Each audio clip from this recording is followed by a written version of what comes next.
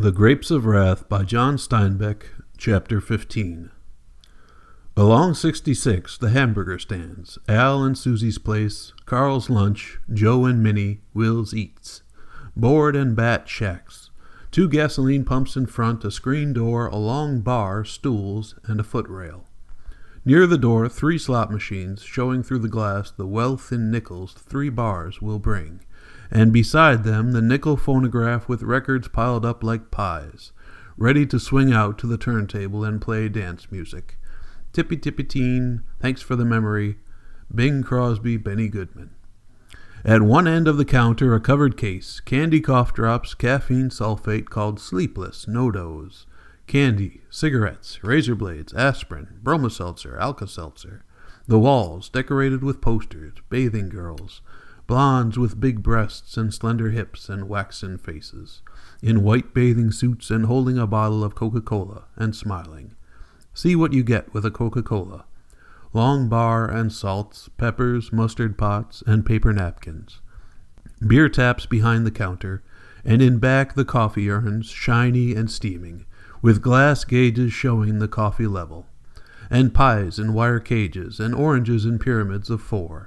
And little piles of post toasties, cornflakes stacked up in designs. The signs on cards picked out with shining mica, pies like Mother used to make. Credit makes enemies, let's be friends. Ladies may smoke, but be careful where you lay your butts. Eat here and keep your wife for a pet. IITYWYBAD. Down at one end, the cooking plates, pots of stew, potatoes, pot roast beef, gray roast pork waiting to be sliced. Minnie or Susie or May, middle-aging behind the counter, hair curled and rouge and powder on a sweating face. Taking orders in a soft, low voice, calling them to the cook with a screech like a peacock. Mopping the counter with circular strokes, polishing the big shining coffee urns. The cook is Joe or Carl or Al, hot in a white coat and apron, beady sweat on white forehead, below the white cook's cap, moody, rarely speaking, looking up for a moment at each new entry. Wiping the griddle, slapping down the hamburger, he repeats May's orders gently, scrapes the griddle, wipes it down with burlap, moody and silent. May is the contact, smiling, irritated, near to outbreak, smiling while her eyes look on past, unless for truck drivers. There's the backbone of the joint. Where the trucks stop, that's where the customers come. Can't fool truck drivers, they know. They bring the custom, they know. Give 'em a stale cup of coffee and they're off the joint. Treat 'em right and they come back. May really smiles with all her might at truck drivers. She bridles a little, fixes her back hair so that her breasts will lift with her raised arms, passes the time of day, and indicates great things, great times, great jokes. Al never speaks. He is no contact. Sometimes he smiles a little at a joke, but he never laughs. Sometimes he looks up at the vivaciousness in May's voice, and then he scrapes the griddle with a spatula, scrapes the grease into an iron trough around the plate. He presses down a hissing hamburger with his spatula. He lays the split buns on the plate to toast and heat. He gathers up stray onions from the plate and heaps them on the meat and presses them in with the spatula. He puts half the bun on top of the meat, paints the other half with melted butter, with thin pickle relish. Holding the bun on the meat, he slips the spatula under the thin pad of meat, flips it over, lays the buttered half on top, and drops the hamburger on a small plate. Quarter of a dill pickle, 2 black olives beside the sandwich. Al skims the plate down the counter like a quoit, and he scrapes his griddle with the spatula and looks moodily at the stew kettle. Cars whisking by on 66. License plates, Massachusetts, Tennessee, Rhode Island, New York, Vermont, Ohio, going west. Fine cars cruising at 65. There goes one of them Cords, looks like a coffin on wheels. But Jesus, how they travel. See that LaSalle? Me for that. I ain't a hog, I go for a LaSalle. If you going big, what's the matter with a cad? Just a little bigger, little faster. I'd take a Zephyr myself. You ain't riding no fortune, but you got class and speed. Give me a Zephyr. Well, sir, you may get a laugh out of this. I'll take a Buick. That's good enough. But hell, that costs in the Zephyr class, and it ain't got the sap. I don't care. I don't want nothing to do with nothing of Henry Ford's. I don't like him. Never did. Got a brother worked in the plant. Ought to hear him tell. Well, a Zephyr got sap. The big cars on the highway, languid, heat-rattled ladies, small nucleuses, about whom revolve 1,000 accoutrements. Creams, ointments to grease themselves, coloring matter in phials, black, pink, red, white, green, silver, to change the color of hair, eyes, lips, nails, brows, lashes, lids. Oils, seeds, and pills to make the bowels move. A bag of bottles, syringes, pills, powders, fluids, jellies, to make their sexual intercourse safe, odorless, and unproductive. And this apart from clothes. What a hell of a nuisance. Lines of weariness around the eyes, lines of discontent down from the corners of the mouth, breasts lying heavily in little hammocks, stomach and thighs straining against cases of rubber, and the mouths panting, the eyes sullen, disliking sun and wind and earth, resenting food and weariness, hating time that rarely makes them beautiful, and always makes them old. Beside them, little pot-bellied men in light suits and Panama hats, clean pink men with puzzled, worried eyes, with restless eyes, worried because formulas do not work out, hungry for security and yet sensing its disappearance from the earth. In their lapels the insignia of lodges and service clubs, places where they can go and, by a weight of numbers of little worried men, reassure themselves that business is noble, and not the curious ritualized thievery they know it is. That businessmen are intelligent in spite of the records of their stupidity, that they are kind and charitable, in spite of the principles of sound business, that their lives are rich instead of the thin, tiresome routines they know, and that a time is coming when they will not be afraid any more. And these two going to California, going to sit in the lobby of the Beverly Wilshire Hotel, and watch people they envy go by, to look at mountains, mind you, and great trees, he with his worried eyes, and she thinking how the sun will dry her skin. Going to look at the Pacific Ocean, and I'll bet $100,000 to nothing at all, he will say, "It isn't as big as I thought it would be." And she will envy plump young bodies on the beach, going to California really to go home again, to say so-and-so was at the table next to us at the Trocadero. She's really a mess, but she does wear nice clothes. And he, "I talked to good sound businessmen out there. They don't see a chance till we get rid of that fellow in the White House." And, "I got it from a man in the know. She has syphilis, you know. She was in that Warner picture. Man said she'd slept her way into pictures. Well, she got what she was looking for. But the worried eyes are never calm, and the pouting mouth is never glad. The big car cruising along at 60. I want a cold drink. Well, there's something up ahead. Want to stop? Do you think it would be clean? Clean as you're going to find in this God-forsaken country. Well, maybe the bottled soda will be all right. The great car squeals and pulls to a stop. The fat, worried man helps his wife out. May looks at and past them as they enter. Al looks up from his griddle and down again. May knows. They'll drink a 5-cent soda and crab that it ain't cold enough. The woman will use 6 paper napkins and drop them on the floor. The man will choke and try to put the blame on May. The woman will sniff as though she smelled rotting meat, and they will go out again and tell forever afterward that the people in the West are sullen. And May, when she is alone with Al, has a name for them. She calls them shitheels. Truck drivers, that's the stuff. Here's a big transport comin'. Hope they stop. Take away the taste of them shitheels. When I worked in that hotel in Albuquerque, Al, the way they steal every darn thing. And the bigger the car they got, the more they steal. Towels, silver, soap dishes, I can't figure it. And Al, morosely, where you think they get them big cars and stuff? Born with them? You won't never have nothing. The transport truck, a driver with relief. How about stopping for a cup of Java? I know this dump. How's the schedule? Oh, we're ahead. Pull up then.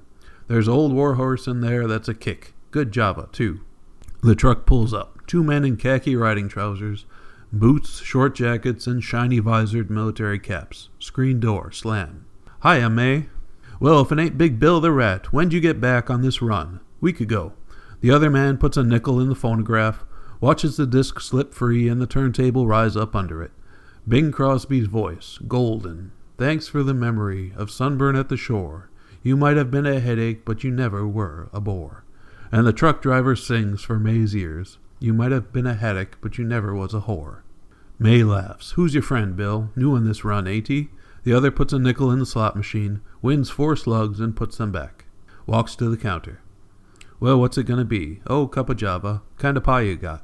Banana cream, pineapple cream, chocolate cream, and apple. Make it apple. Wait, kind as that big thick one. May lifts it out and sniffs it. Banana cream. Cut off a hunk. Make it a big hunk. Man at the slot machine says, 2 all around. 2 it is. Seen any new etchings lately, Bill? Well, here's one. Now you be careful front of a lady. Oh, this ain't bad. Little kid comes in late to school. Teacher says, why you late? Kid says, had to take a heifer down, get her bread. Teacher says, couldn't your old man do it? Kid says, sure he could, but not as good as the bull. May squeaks with laughter, harsh screeching laughter. Al, slicing onions carefully on a board, looks up and smiles, and then looks down again. Truck drivers, that's the stuff. Gonna leave a quarter each for May. 15 cents for pie and coffee, and a dime for May. And they ain't trying to make her, neither. Sitting together on the stools, spoons sticking up out of the coffee mugs, passing the time of day. And Al, rubbing down his griddle, listening but making no comment. Bing Crosby's voice stops. The turntable drops down, and the record swings into its place in the pile. The purple light goes off. The nickel, which has caused all this mechanism to work, has caused Crosby to sing and an orchestra to play. This nickel drops from between the contact points into the box where the profits go. This nickel, unlike most money, has actually done a job of work, has been physically responsible for a reaction. Steam spurts from the valve of the coffee urn. The compressor of the ice machine chugs softly for a time and then stops. The electric fan in the corner waves its head slowly back and forth, sweeping the room with a warm breeze. On the highway, on 66, the cars whiz by. There was a Massachusetts car stopped a while ago, said May. Big Bill grasped his cup around the top so that the spoon stuck up between his first and second fingers. He drew in a snort of air with the coffee to cool it.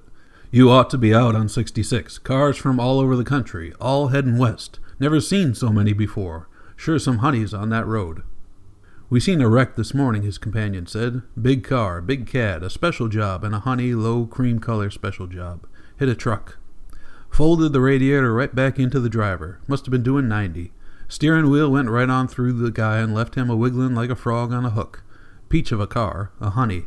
You can have her for peanuts now. Driving alone, the guy was. Al looked up from his work. Hurt the truck? Oh, Jesus Christ, wasn't a truck. One of them cut-down cars full of stoves and pans and mattresses and kids and chickens. Going west, you know. This guy come by us doing 90, reared up on 2 wheels just to pass us, and a car's coming, so he cuts in and wangs this here truck. Drove like he's blind drunk. Jesus, the air was full of bedclothes and chickens and kids. Killed one kid. Never seen such a mess. We pulled up. The old man that's driving the truck, he just stands there looking at that dead kid. Can't get a word out of him. Just rum-dum. God almighty, the road is full of them families going west. Never seen so many. Gets worse all the time. Wonder where the hell they all come from. Wonder where they all go to, said May. Come here for gas sometimes, but they don't hardly never buy nothing else. People says they steal. We ain't got nothing laying around. They never stole nothing from us. Big Bill, munching his pie, looked up the road through the screened window. Better tie your stuff down. I think you got some of 'em coming now. A 1926 Nash sedan pulled wearily off the highway.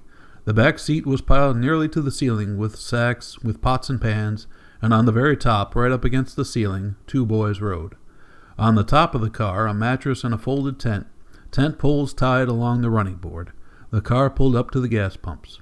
A dark-haired, hatchet-faced man got slowly out, and the 2 boys slid down from the load and hit the ground.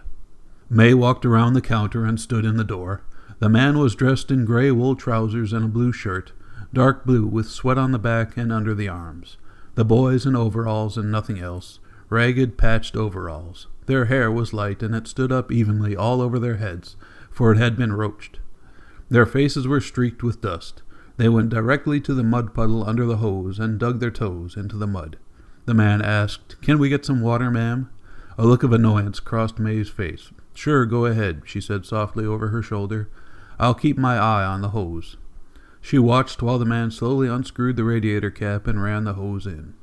A woman in the car, a flaxen-haired woman, said, "See if you can't get it here." The man turned off the hose and screwed on the cap again. The little boys took the hose from him, and they upended it and drank thirstily. The man took off his dark-stained hat and stood with a curious humility in front of the screen. "Could you see your way to sell us a loaf of bread, ma'am?" May said. This ain't a grocery store. We got bread to make sandwiches. I know, ma'am. His humility was insistent. We need bread, and there ain't nothing for quite a piece, they say. If we sell bread, we're going to run out. May's tone was faltering. We're hungry, the man said. Why don't you buy a sandwich? We got nice sandwiches, hamburgers. We'd sure admire to do that, ma'am, but we can't. We got to make a dime, do all of us. And he said embarrassedly, we ain't got but a little. May said, you can't get no loaf of bread for a dime. We only got 15-cent loaves.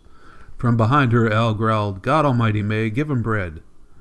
We'll run out 'fore the bread truck comes. Run out then, goddammit, said Al, and he looked sullenly down at the potato salad he was mixing. May shrugged her plump shoulders and looked to the truck drivers to show them what she was up against. She held the screen door open and the man came in, bringing a smell of sweat with him. The boys edged in behind him, and they went immediately to the candy case and stared in, not with craving, or with hope, or even with desire, but just with a kind of wonder that such things could be. They were alike in size, and their faces were alike. One scratched his dusty ankle with the toenails of his other foot. The other whispered some soft message, and then they straightened their arms so that their clenched fists in the overall pockets showed through the thin blue cloth. May opened a drawer and took out a long, wax-paper-wrapped loaf. This here is a 15-cent loaf. The man put his hat back on his head. He answered with inflexible humility, can't you see your way to cut off 10 cents worth? Al said snarlingly, God damn it, May, give him the loaf. The man turned toward Al. No, we want to buy 10 cents worth of it. We got it figured awful close, mister, to get to California. May said resignedly, you can have this for 10 cents. That'd be robbing you, ma'am. Go ahead, Al says to take it. She pushed the wax-papered loaf across the counter. The man took a deep leather pouch from his rear pocket, untied the strings, and spread it open. It was heavy with silver and with greasy bills. May sound funny to be so tight, he apologized. We got 1,000 miles to go, and we don't know if we'll make it. He dug in the pouch with a forefinger, located a dime, and pinched in for it. When he put it down on the counter, he had a penny with it. He was about to drop the penny back into the pouch, when his eye fell on the boys frozen before the candy counter. He moved slowly down to them. He pointed in the case at big long sticks of striped peppermint. Is them penny candy, ma'am? May moved down and looked in. Which ones? There, them stripy ones. The little boys raised their eyes to her face, and they stopped breathing. Their mouths were partly opened. Their half-naked bodies were rigid. Oh, them, well, no, them's 2 for a penny. Well, gimme 2 then, ma'am. He placed the copper cent carefully on the counter. The boys expelled their held breath softly. May held the big sticks out. Take 'em, said the man. They reached timidly, each took a stick, and they held them down at their sides and did not look at them. But they looked at each other, and their mouth corners smiled rigidly with embarrassment. Thank you, ma'am. The man picked up the bread and went out the door, and the little boys marched stiffly behind him, the red-striped sticks held tightly against their legs. They leaped like chipmunks over the front seat and onto the top of the load, and they burrowed back out of sight like chipmunks. The man got in and started his car, and with a roaring motor and a cloud of blue oily smoke, the ancient Nash climbed up on the highway and went on its way to the west. From inside the restaurant, the truck drivers and May and Al stared after them. Big Bill wheeled back. Them wasn't 2 for a cent candy, he said. What's that to you? May said fiercely. Them was nickel apiece candy, said Bill. We got to get going, said the other man. We're dropping time. They reached in their pockets. Bill put a coin on the counter, and the other man looked at it and reached again and put down a coin. They swung around and walked to the door. So long, said Bill. May called, Hey, wait a minute, you got change. You go to hell, said Bill, and the screen door slammed. May watched them get into the great truck, watched it lumber off in low gear, and heard the shift up the winding gears to cruising ratio. Al, she said softly. He looked up from the hamburger he was patting thin and stacking between waxed papers. What you want? Look there, she pointed at the coins beside the cups. 2 half-dollars. Al walked near and looked, and then he went back to his work. Truck drivers, May said reverently, and after them shitheels. Flies struck the screen with little bumps and droned away. The compressor chugged for a time and then stopped. On 66, the traffic whizzed by, trucks and fine streamlined cars and jalopies. And they went by with a vicious whiz. May took down the plates and scraped the pie crusts into a bucket. She found her damp cloth and wiped the counter with circular sweeps, and her eyes were on the highway, where life whizzed by. Al wiped his hands on his apron. He looked at a paper pinned to the wall over the griddle. 3 lines of marks and columns on the paper. Al counted the longest line. He walked along the counter to the cash register, rang "No sale," and took out a handful of nickels. "What you doing?" May asked. "Number 3's ready to pay off," said Al. He went to the 3rd slot machine and played his nickels in. And on the 5th spin of the wheels, the 3 bars came up, and the jackpot dumped out into the cup. Al gathered up the big handful of coins and went back to the counter. He dropped them in the drawer and slammed the cash register. Then he went back to his place and crossed out the line of dots. "Number 3 gets more play than the others," he said. "Maybe I ought to shift him around." He lifted a lid and stirred the slowly simmering stew. "I wonder what they'll do in California," said May. "Who?" "Them folks was just in." "Christ knows," said Al. "Suppose they'll get work." "How the hell would I know?" said Al. She stared eastward along the highway. "Here comes a transport, double. Wonder if they stop. Hope they do." And as the huge truck came heavily down from the highway and parked, May seized her cloth and wiped the whole length of the counter, and she took a few swipes at the gleaming coffee urn, too, and turned up the bottle gas under the urn. Al brought out a handful of little turnips and started to peel them. May's face was gay when the door opened and the 2 uniformed truck drivers entered. "Hi, sister." "I won't be a sister to no man," said May. They laughed, and May laughed. "What'll it be, boys?" "Oh, a cup of Java. What kind of pie you got?" "Pineapple cream and banana cream and chocolate cream and apple." "Give me apple. No, wait, what's that big thick one?" May picked up the pie and smelled it. "Pineapple cream," she said. "Well, chop out a hunk of that." The cars whizzed viciously by on 66.